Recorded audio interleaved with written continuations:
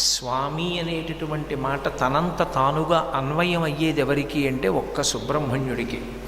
మనం స్వామి అన్న మాటని అందరికీ కలిపి వాడతాం, అది దోషమని నేను అంటలేదు. వెంకటేశ్వర స్వామి వారు అంటుంటాం.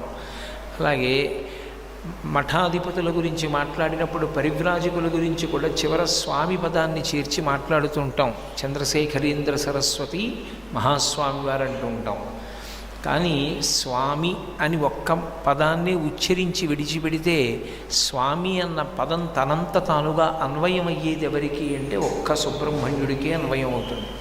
అమరకోశం అందుకే నిర్ణయం చేసి మాట్లాడుతుంది. స్వామి అంటే స్వం అంటే అన్నీ తనదిగా కలిగినటువంటి వాడు అని.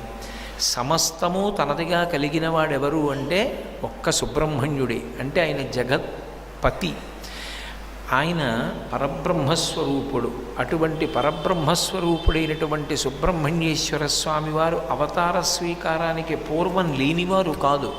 ఆ తత్వము ఎప్పుడూ ప్రకాశిస్తూ ఉన్నదే. అది ఎలా ప్రకాశిస్తూ ఉన్నది అంటే అగ్ని సంబంధంగా ప్రకాశిస్తూ ఉండేది.